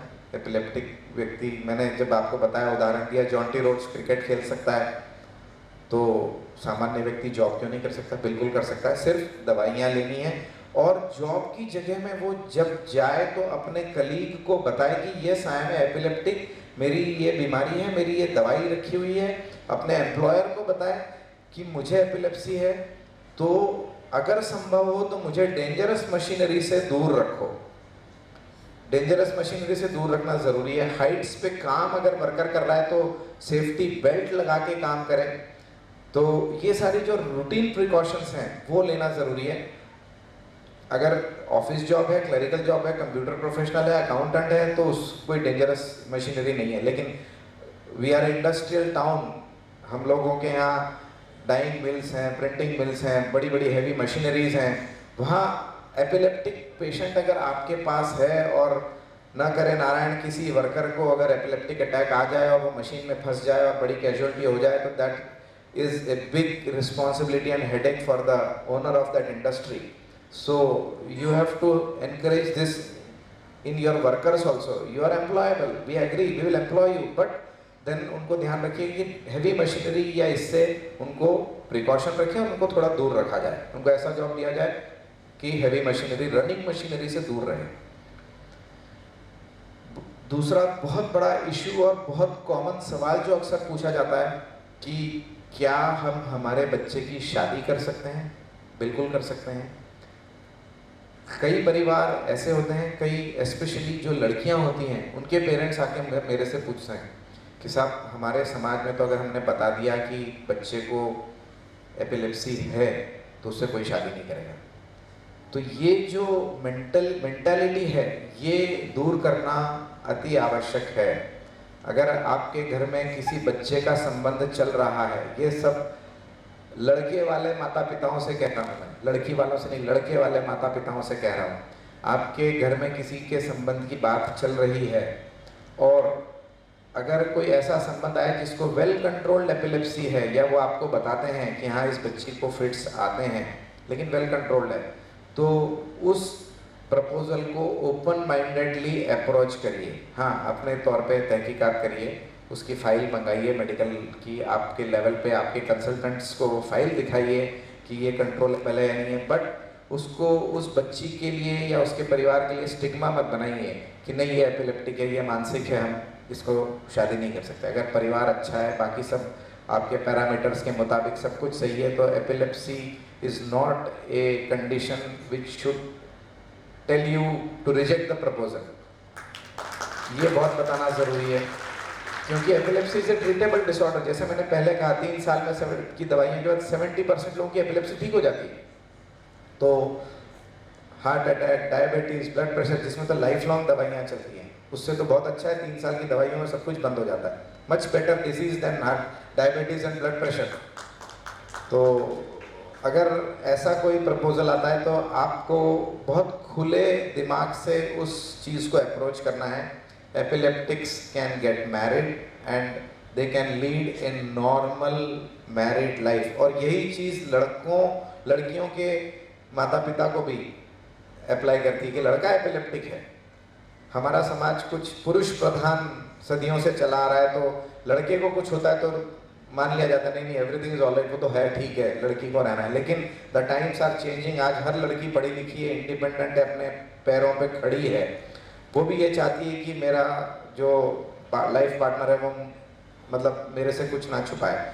और बहुत बड़ी social responsibility as a doctor हमारी ये एपिलेप्सी काउंसलिंग में हम लोगों की होती है कि हमको उनको काउंसल करना पड़ता है कि yes you can get married, कोई प्रॉब्लम नहीं है और आगे आप इस रिश्ते में जा सकते हैं। So epilepsy is not a no to marriage and producing children, सबसे इंपॉर्टेंट चीज।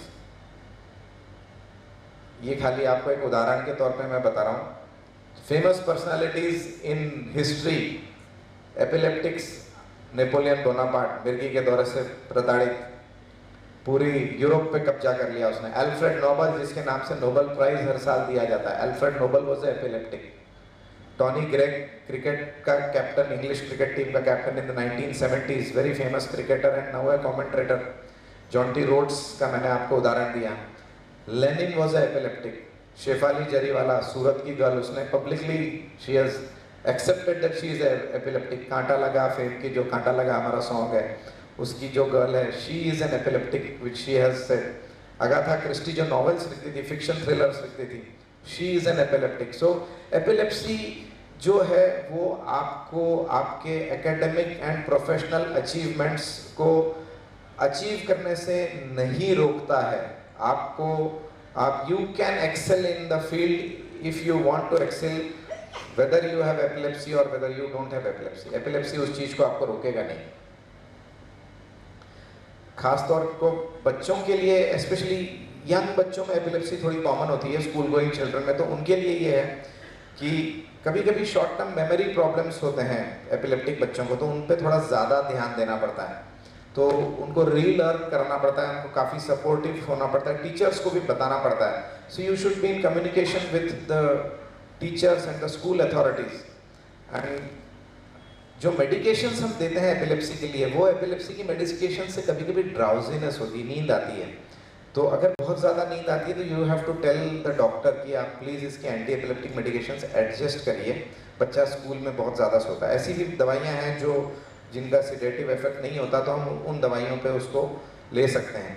दूसरा, जिन पेशेंट्स को एपिलेप्सी होती है वो काफ़ी इंट्रोवर्ट हो जाते हैं और इन्फीरियरिटी कॉम्प्लेक्स से ग्रसित हो जाते हैं, तो उनको आपको बूस्टअप करना पड़ता है। और बूस्टअप करने का सबसे बड़ा उदाहरण जो है, आप ये फेमस पर्सनालिटीज़ के नाम जो मैंने आपको दिए, वो आप यू कैन टेल देम कि नेपोलियन ने पूरा यूरोप फतेह कर लिया, उसको एपिलेप्सी थी। You can give so many examples. तो उससे सामने वाले को लगता है yes I can also do something, I can do it better. तो उसका जो लो सेल्फ एस्टीम है, इन्फीरियरिटी कॉम्प्लेक्स है, वो थोड़ा दूर करने का प्रयास करेंगे।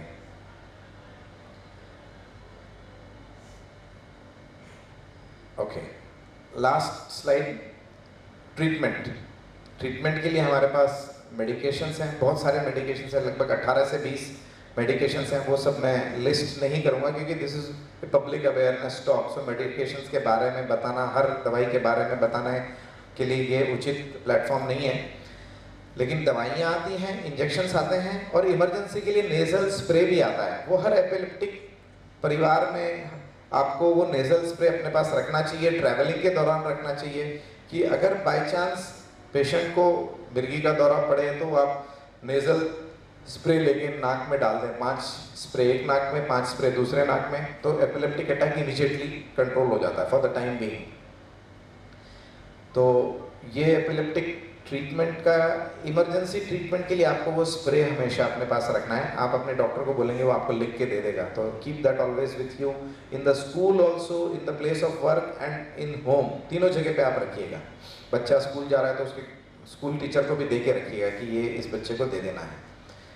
एपिलेप्सी ड्यूरेशन ऑफ ट्रीटमेंट, जैसे कि मैंने शुरू में बताया था, 3 साल जो कंसेंसस है कि 3 साल के ट्रीटमेंट के बाद 70% ऑफ द पेशेंट्स की एपिलेप्सी बंद हो जाती है। जब अगर 3 साल तक किसी को मिर्गी का दौरा नहीं पड़ता है तो हम धीरे धीरे दवाइयाँ बंद करना शुरू करते हैं। पहले EEG करते हैं उसका, EEG कर अगर नॉर्मल आता है तो हम उसका एपिलेप्सी की दवाइयों का डोज धीमे धीमे बंद करने लगते हैं और फिर उसको बंद करते हैं। तो 70% केसेस में दवाइयाँ हमेशा के लिए बंद हो जाती हैं, 30% केसेस में लाइफ लॉन्ग चलती हैं। और अगर चलने वाली लगती हैं तो वो किस टाइप की एपिलेप्सी होती है? किसी को ब्रेन में बचपन में चोट लगी हो, किसी के ब्रेन ट्यूमर का सर्जरी हुई हो, किसी के ऑक्सीजन की कमी की वजह से ब्रेन में थोड़ा डैमेज रहा हो, ये सारी चीज़ें अगर हैं तो उनको लाइफ लॉन्ग दवाइयाँ चलती हैं। ये आपको उनके रिलेटिव्स को शुरू से ही बता देना है। तो that is what you need to tell the family of the patient. तो वो पहले से ही मानसिक रूप से तैयार हो जाते हैं कि हाँ, ये एपिलेप्सी की दवाई लाइफ लॉन्ग चलेगी, तो मेंटली प्रिपेयर्ड हो जाती है वो फैमिली।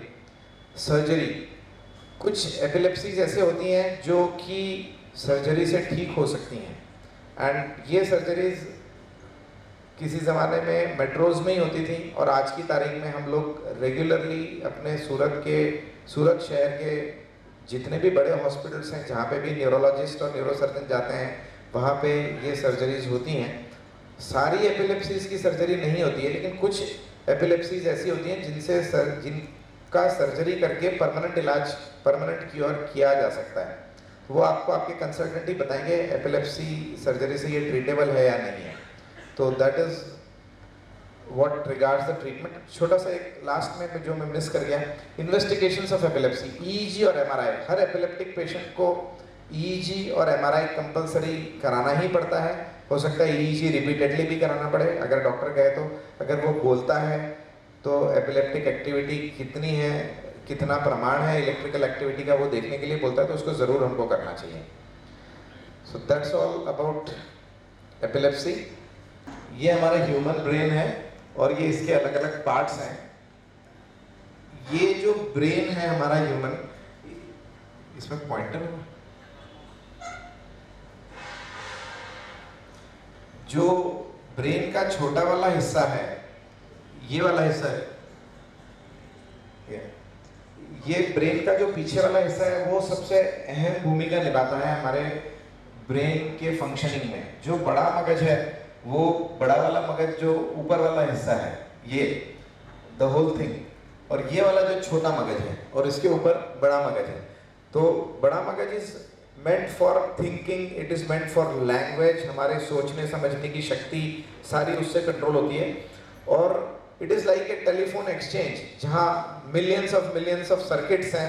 टेलीफोन एक्सचेंज में जैसे छोटे छोटे ICs होते हैं सब, और बाद में सारे सर्किट्स किस तरह से टेलीफोन एक्सचेंज से निकल के एक बड़ी केबल में निकलते हैं। अब तो टेलीफोन एक्सचेंजेस कम हो गए, मोबाइल आ गए, लेकिन जैसे सारे सर्किट हो तने जैसा है जिसके ऊपर पूरा हमारा ब्रेन फिक्स किया हुआ है। ये बड़ा ब्रेन इस छोटे मगज के ऊपर फिक्स किया हुआ है। तो भारत में ब्रेन डेथ की क्या डेफिनेशन है? अगर छोटा मगज काम करना बंद कर देता है, उसका कोई भी फंक्शनिंग नहीं दिखती है, तो वो ब्रेन डेथ कहलाता है। छोटे मगज की क्या फंक्शनिंग होती है? उसका नाम छोटा मगज है लेकिन काम बड़े इंपॉर्टेंट करता है। हमारा जो सांस लेने का सेंटर है वो ब्रेन के इस एरिया में होता है, पॉन्स बोलते हैं और इसको मेडुला बोलते हैं। जो लंग्स को फुलाने वाली मसल्स होती हैं, उन मसल्स को एक्टिवेट होने का सिग्नल यहाँ से जनरेट होता है।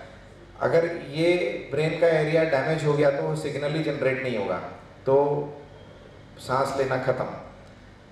हमारे हार्ट को कंट्रोल करने वाला, हार्ट की रेट को कंट्रोल करने वाला जो सिग्नल होता है, जनरेटर, सिग्नल जनरेटर, वो भी हमारे इस एरिया में से, छोटे मगज में से निकलता है। तो वो अगर सिग्नल जनरेट नहीं होगा तो हार्ट की जो दिल की धड़कन है वो बराबर नहीं होगी, वो बंद भी हो सकती है।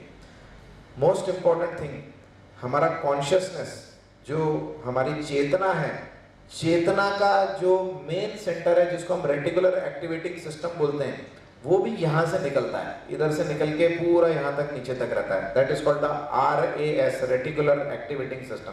वो चेतना का जो maintainer of that consciousness, that RAS is in this area. तो सबसे अहम जो एरिया होता है वो ये ब्रेन स्टेम होता है। और ब्रेन स्टेम के फंक्शंस को असेस करने के लिए जो 4-5 टेस्ट्स होते हैं, वो टेस्ट हम करते हैं। और वो टेस्ट के बाद अगर हमको पता लगता है कि नहीं, इसमें एक भी टेस्ट में किसी प्रकार की हमको कोई एक्टिविटी नहीं दिख रही है, तो हम उसको ब्रेन डेथ घोषित करते हैं। अब ब्रेन डेथ इज समथिंग जो समाज में एक्सेप्टेबल है। साहब हार्ट तो चल रहा है, सब लीवर तो चल रहा है, किडनी तो चल रही है, यूरिन तो बन रहा है, दिल तो धड़क रहा है, फिर डेथ कैसे हो गया? जो टेक्निकल डेफिनेशन ब्रेन डेथ की है वो ये है कि छोटा मगज ने काम करना बंद कर दिया। Brain is like a hard disk of our body. Computer में जैसे हार्ड डिस्क होती है, अगर कंप्यूटर की हार्ड डिस्क खत्म हो गई तो मैं ये पॉइंटर लेके क्या करूँगा, ये माउस लेके क्या करूँगा, कीपैड लेके क्या करूँगा, मॉनिटर लेके क्या करूँगा? तो जो हमारा हार्ट है, किडनी है, ये सब कोई कीपैड है, कोई माउस है, कोई पॉइंटर है, कोई स्क्रीन है, लेकिन the hard disk is the brain. So if the brain is not working, if the hard disk is knocked out, आपकी बॉडी या आपकी बॉडी के रूप का जो कंप्यूटर है वो कभी भी वापस पहले जैसा चालू नहीं हो सकता। अगर मैं आध्यात्मिक रूप से इसको, कई बार जब पेशेंट्स के रिलेटिव्स नहीं समझते हैं हमारे से, टेक्निकल चीज़ उनको समझने में तकलीफ होती है मेनी टाइम्स, तो how do I convince them? और काफ़ी लोग कन्विंस भी हो जाते हैं कि ब्रेन डेथ है, मतलब इस शरीर से जो आत्मा है वो निकल के परमात्मा के पास चली गई है। अब ये जो शरीर रूपी वस्त्र है आपके पास यहाँ है, उस शरीर रूपी वस्त्र को हम वेंटिलेटर से, मशीनों से, बीपी की दवाइयों से जितना समय रखना चाहें हम रख सकते हैं, लेकिन आत्मा जो है परमात्मा में विलीन हो चुकी है। इस तरह का जब हम एक्सप्लेनेशन या समझाने का प्रयास करते हैं तो कई फैमिलीज को they accept it very well. Scientifically बताते तो हैं, लेकिन इस तरह से भी बताने की कोशिश करते हैं। तो व्हाट इज ब्रेन डेथ? वही है कि छोटा मगज अगर काम नहीं कर रहा है, छोटे मगज के काम करने के जो 4-5 पैरामीटर्स हैं, वो पैरामीटर्स में से एक भी पैरामीटर काम नहीं कर रहा है, तो then that is brain dead. सबसे बड़ा पैरामीटर होता है खुद की सांस नहीं आती है। सेकंड पैरामीटर होता है कि आंख में जो हमारी प्यूपिल होती है, जो किकी बोलते हैं गुजराती में, उसमें हम जब लाइट मारते हैं तो वो सिकुड़ जाती है, वो प्यूपिल सिकुड़ना बंद हो जाती है। और दूसरे और 2-3 टेस्ट होते हैं, कैलोरिक टेस्ट होता है, डॉल्स आई मूवमेंट होता है, वो टेक्निकली अलग चीज़ें, पर ये जो मेन 2 चीज़ें, सांस बंद, खुद से सांस नहीं ले सकता, और आंख प्यूपिल में जब हम लाइट मारते हैं तो प्यूपिल कंस्ट्रिक्ट नहीं होती है, तो that is technically brain dead. And if the patient is brain dead, they will never ever be functionally independent again in their life. आप उसको 10 साल, 10 महीने, 10 सप्ताह, कितना भी वेंटिलेटर पर रख लीजिए, उसका ब्रेन की फंक्शनिंग कभी भी नहीं आएगी, तो उसको खींचने में ज़्यादा मतलब नहीं होता है। तो ऐसे परिवारों को हम सलाह देते हैं कि आप ज़्यादा पैसा खर्च मत करिए, हॉस्पिटल में, ICU में मत रखिए, और अगर परिवार की एक्सेप्टेबिलिटी है, उनकी विशेष हैं, तो हम ऑर्गन डोनेशन का उनको जानकारी देते हैं, और ऑर्गन डोनेटिंग एजेंसीज जो हैं अपने शहर में, हम उनको इत्तला कर देते हैं, खबर कर देते हैं कि this family is ready for organ donation, please come and counsel them and tell them the technicalities and formalities. That is not the topic of today's discussion, organ donation, but what is brain dead? I want you to understand that. Brain death के बारे में हमारे देश में awareness बहुत ज़्यादा कम है। उस अवेयरनेस को बढ़ाने के तहत ही आज ये छोटा सा प्रयास है हमारा। और ये मैंने ब्रेन डेथ के क्राइटेरिया जो आपको बताया, ऑलरेडी मेंशन, ये सारे टेक्निकल क्राइटेरिया हैं। और हाँ, दूसरी 2 चीज़, ब्रेन डेथ घोषित करने के लिए हमको पेशेंट को 6 घंटे के अंतराल में 2 बार एग्जामिन करना पड़ता है।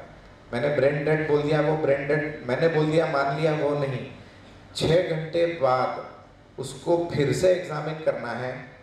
और उस एग्जामिनेशन के दौरान भी अगर ये फाइंडिंग्स मिलती हैं कि छोटा मगज बिल्कुल काम नहीं कर रहा, तो ही वो ब्रेन डेड घोषित कर सकते हैं। और एक व्यक्ति के कहने से नहीं, एक स्पेशलिस्ट के कहने से नहीं, एक डॉक्टर है, he is also human being, he can commit mistake. दूसरा स्पेशलिस्ट भी आपको चाहिए ये बोलने के लिए कि हाँ मैंने भी इंडिपेंडेंटली देख लिया है और ये ब्रेन डेड है।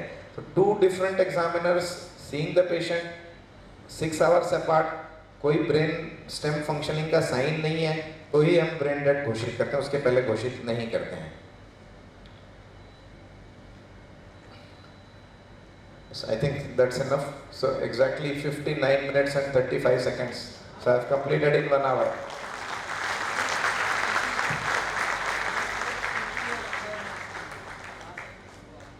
Okay. Retrospect. ये जो पूरा प्रकल्प जीवन आदर्श उत्कर्ष परिषद नाम की संस्था ने शुरू किया था, एक छोटा सा एक विचार आया था उस टाइम, आज से 10-11 साल पहले, I think exactly 11 years back. Paralysis क्योंकि बहुत कॉमन बीमारी है, तो कॉमन बीमारी जो पैरालिसिस है उसका नया ट्रीटमेंट आया था, एक इंजेक्शन होता है जिसको हम टिश्यू प्लाज्मोजन एक्टिवेटर बोलते हैं, TPA, और वो इंजेक्शन अगर 4.5 घंटे के अंदर दे दिया जाए तो वो क्लॉट डिजॉल्व हो जाता है। तो जब मैं श्रीकांत से मिला तो मैंने कहा कि एटलीस्ट अपने परिवारजनों को तो ये जानकारी दी जाए कि भाई किसी को पैरालिटिक अटैक हो तो ये इंजेक्शन लगाने से उसका क्लॉट डिसॉल्व होने से उसका पैरालिसिस बहुत जल्दी ठीक हो सकता है। तो ये जो प्रकल्प है ये सिर्फ मित्रों और परिवार को एक पैरालिसिस की नई दवाई की जानकारी और उसके बेनिफिट्स बताने के लिए हमने शुरू किया था इसी माहेश्वरी भवन से 11 साल पहले, first seminar. It was a very small gathering. Shrikant ji और विनय जी और इनके जीवन आदर्श उत्कर्ष परिषद के जो कार्यकर्ता हैं उनके प्रयासों से ये इतना बड़ा स्वरूप हो गया। And the biggest thing is the consistency of the entire public awareness programme. 11 साल से ये प्रोग्राम लगातार चल रहा है, आज 35वां सेमिनार है। हर साल 3 या 4 सेमिनार, और हर सेमिनार अलग अलग विषयों के।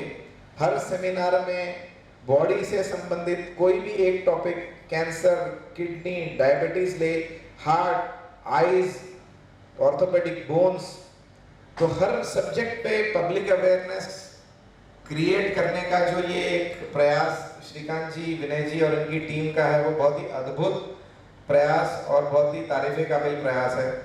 एंड मैं इसके लिए इनका धन्यवाद देना चाहूँगा कि इस शहर के लिए ये अवेयरनेस क्रिएट करने के लिए ये इतना अच्छा काम कर रहे थे। I should be thankful to them. और दूसरी चीज़ मोस्ट इम्पोर्टेंट जो ये है,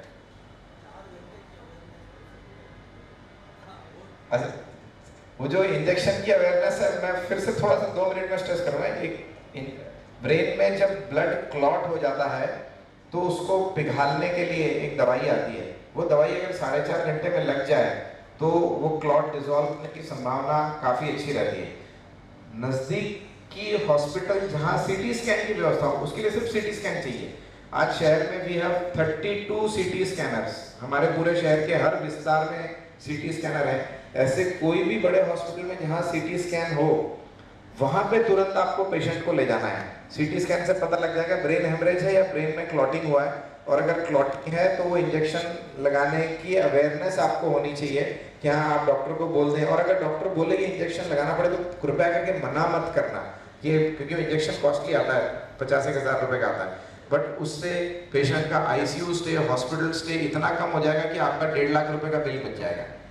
तो उसके लिए आप मना मत करना। कई परिवार ये सोच में पड़ जाते हैं ये तो बहुत महंगा इंजेक्शन है, लगाए नहीं लगाए क्या करें। आप कृपया करके मना मत करना। It is a very good injection which is useful. और कई लोगों को हम अभी तक नहीं तो भी 2 से 2,500 पेशेंट्स को मैं पर्सनली ट्रीट कर चुका हूँ, और मेरे जो न्यूरोलॉजी कलीग्स हैं वो शायद इससे कई गुना पेशेंट्स को ट्रीट कर चुके होंगे। We are 35 neurologist in town now. तो वो इंजेक्शन की जानकारी आपको होनी चाहिए। और जस्ट वो एक छोटा सा of the record, of the topic मैंने ये बात करी कि पहला सेमिनार इस चीज़ से शुरू किया था, तो I think I should and 1 घंटा 5 मिनट पूरे। तो मैं आपको ज़्यादा समय नहीं लेते हुए समय सीमा के अंदर इस पब्लिक अवेयरनेस सेमिनार को समाप्त करता हूँ। Thank you for listening, your patient listening.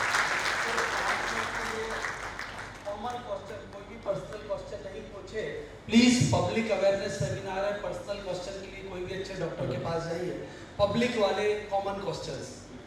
Doctor साहब, ये जेनेटिक भी होता है क्या? ये लोगों के मन में भ्रांति रहती है कि ये जेनेटिक तो नहीं है।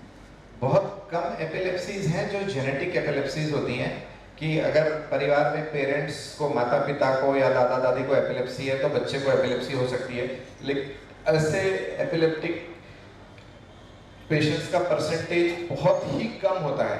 Usually majority 95% of the epilepsies are non genetic. अगर माता पिता को एपिलेप्सी है तो जरूरी नहीं कि बच्चे को एपिलेप्सी होगी ही। मेजॉरिटी एपिलेप्टिक ऐसे होते हैं जिनके दूर दूर तक परिवार में कहीं एपिलेप्सी का किसी को भी हिस्ट्री नहीं मिलती है हमको। सर, सवालिया मिर्गी में आपने बताया बच्ची को केवल सांस ऊपर नीचे हो रही थी, तो वही सिम्टम है कि इसके अलावा और भी कोई सिम्टम है जो बच्चों को, गार्जियन को मालूम नहीं पड़ता? वो जो मेन सिम्टम है वो बच्चा ब्लैंक हो जाता है। मतलब आप उसको बुला, जैसे आपने वीडियो में देखा होगा, मैं उस बच्चे को बुला रहा था, वो जवाब नहीं दे रही थी, वो बच्ची रिस्पॉन्स नहीं कर रही थी। तो ये जो अनरिस्पॉन्सिवनेस है वो एपिलेप्सी का लक्षण है। सांस वो जोर जोर से तो मैं लेने को बोल रहा था, वो एपिलेप्सी को ट्रिगर कराने की कोशिश कर रहा था मैं। तो एपिलेप्सी में जो मेन चीज होती है वो अनअवेयरनेस, यानी पेशेंट को पता नहीं रहता कि वो कहाँ है, वो खो जाता है, या तो पूरी तरह से बेहोश हो जाता है या फिर वो खो जाता है। उसको जब आप पूछेंगे क्या हुआ था तेरे को, कहाँ था, बोलेगा मुझे कुछ नहीं पता, क्या हुआ था मुझे। तो अगर इस सवाल का जवाब मिलता है कि मुझे पता नहीं क्या हुआ था मेरे को, तो वो 100% एपिलेप्सी है। हमारे डायग्नोस्टिक क्राइटेरिया में ये एक बहुत बड़ा जो सिम्टम है, ये पॉइंट है जिससे हम एपिलेप्सी के पेशेंट को पकड़ते हैं। अगर पेशेंट आके बोलता साहब मुझे कुछ नहीं पता कि क्या हुआ था, मुझे तो पता नहीं, मैं तो बस वहीं खड़ा था, फिर यही लोग बता रहे हैं, इसका मतलब 100% एपिलेप्सी है। सर, ये नींद की अवस्था में या खेलकूद में भी हो सकता है? बिल्कुल हो सकता है। नींद में भी एपिलेप्टिक अटैक्स आते हैं और खेलकूद के दौरान भी आते हैं, कभी भी आ सकते हैं। जगने में, सोने में, खेलकूद में, पढ़ाई करते वक्त, पिक्चर देखते टाइम, ड्राइविंग करते टाइम, किसी भी अवस्था में एपिलेप्टिक अटैक आ सकता है। सर, ऐसे बच्चों को भी अगर गिर जाए तो क्या उनको टेढ़ा ही लेटाना चाहिए क्या? अगर टेढ़ा उसी को लेटाना है जिसको बड़ी मिर्गी है। छोटी मिर्गी वाला तो पेशेंट, जैसे आपने देखा वो खड़ा था बच्चा, तो छोटी मिर्गी वालों को आप पकड़ के बिठा दो, ज्यादा उनको लेटाने की जरूरत नहीं है। ठीक है सर। बड़ी मिर्गी वालों को लेटाना है और वो भी करवट पे लेटाना है। धन्यवाद sir.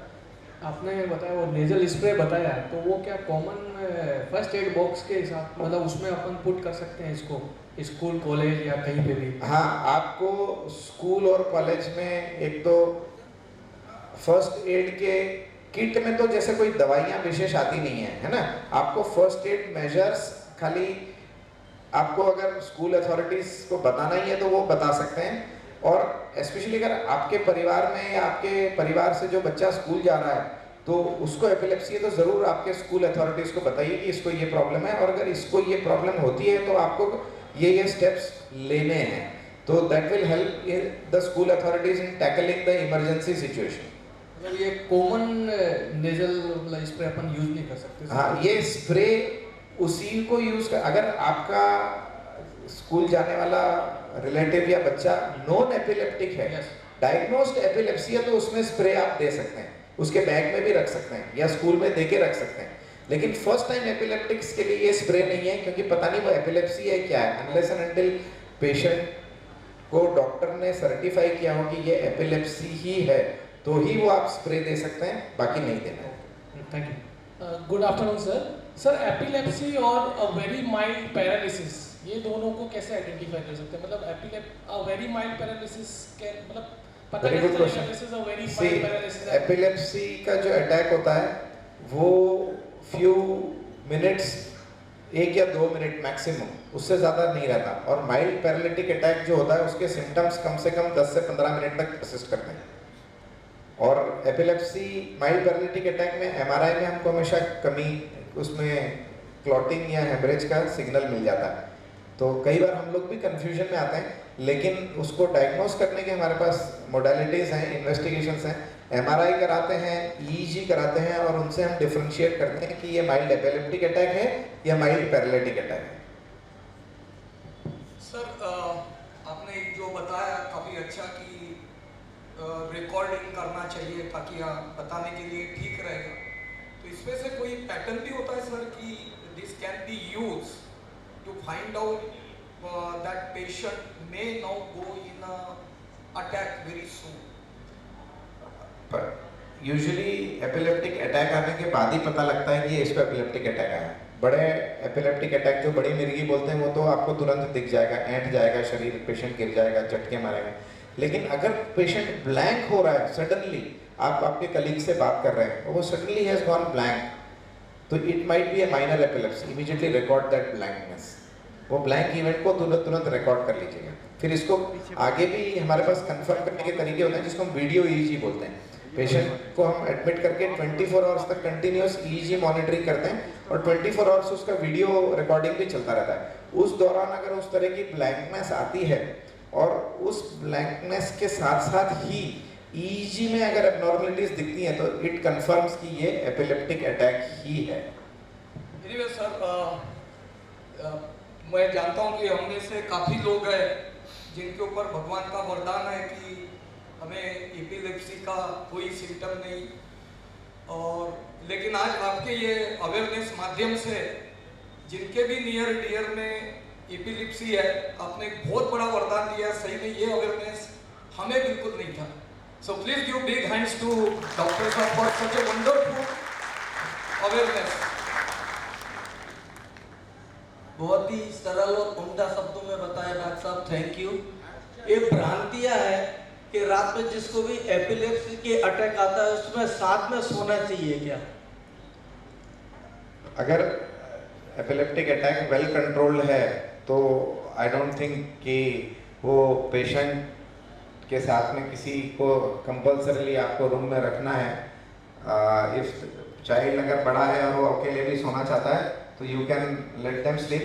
At the most precaution के तौर पे कुछ परिवार क्या करते हैं कि जिस रूम में बच्चा अकेले सो रहा है उस पर कैमरा लगा देते हैं कि अगर रात में कुछ हुआ हो तो वीडियो कैमरा से वो एपिसोड रिकॉर्ड हो जाता है और पता पड़ जाता है कि एपिलेप्टिक अटैक आया है या नहीं है। क्योंकि टीनेजर्स हैं, teenagers they resist sleeping with their parents in the same room.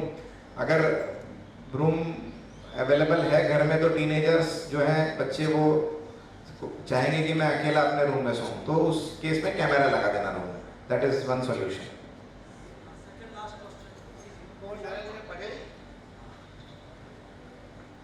Surat જિલ્લા માજી સૈનિક સેવા મંડળનો પ્રેસિડેન્ટ છું।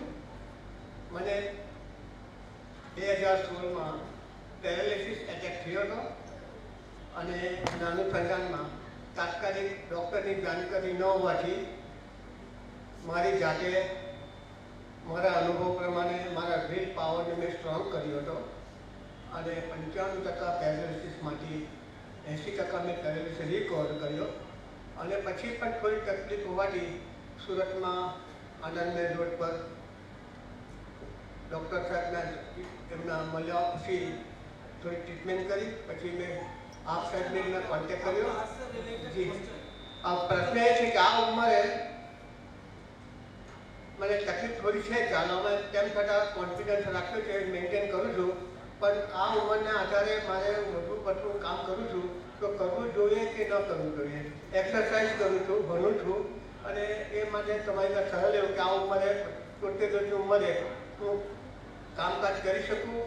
પેરાલિસિસના હમલા પશ્ચાત જો તમને ફિઝિકલ એક્ટિવિટી જેટલી શક્ય હોય આરામથી કરી શકશો, એડવાઇઝેબલ છે। એક્ટિવિટી બંધ કરવાની કોઈ જરૂર નથી। Thank you.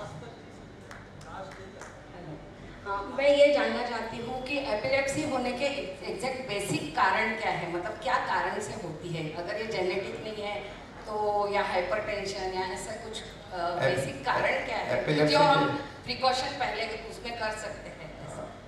जैसे मैंने आपको शुरुआत की स्लाइड में बताया 70% केसेस में कोई हमको ब्रेन की स्ट्रक्चर में बनावट में गड़बड़ नहीं मिलती, तो 70% केसेस में it is without any reason, जिसको हम इडियोपैथिक एपिलेप्सी बोलते हैं। 30% केसेस में ब्रेन की injury, brain tumour, brain infection, brain में ऑक्सीजन की कमी, इन सब की वजह से ब्रेन क्षतिग्रस्त होने के बाद में ही एपिलेप्टिक अटैक आते हैं। उसको प्रिवेंशन के लिए आप कुछ नहीं कर सकते, लेकिन एक बार एपिलेप्टिक अटैक आने के बाद अगर डायग्नोस हो जाए कि ये एपिलेप्सी है, फिर उसके प्रिवेंटिव मेजर्स आपको लागू करने हैं। जैसे मैंने बताया, दवाई नियम से खाना, टाइम से सोना, नियमित दिनचर्या रखना, जो मैंने सारे आपको बताए थे प्रिवेंटिव मेजर्स, वो सारे एपिलेप्टिक अटैक के बाद में है। एपिलेप्सी को प्रिवेंट करने का कोई मेजर नहीं है।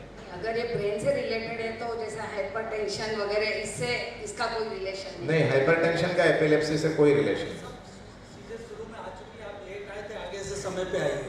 Next question sir, during it is last question. During epilepsy attack जब मालूम पड़ता है तो वो अटैक होता है 4 से 5 मिनट का, तो नेजल स्प्रे, मतलब वो नेजल स्प्रे लाने में 1-2 मिनट निकलेंगे। During this attack nasal spray देने से इसमें राहत होगी, दे सकते हैं? नेजल स्प्रे आपको अवश्य देना चाहिए, क्योंकि जब अटैक आया तो आपको ये मालूम नहीं है कि उस अटैक के बाद दोबारा अटैक भी आएगा या नहीं आएगा। Nasal spray at least second attack को तो डेफिनेटली प्रिवेंट करेगा और पहले अटैक की ड्यूरेशन को भी कम कर देगा। Thank you very much.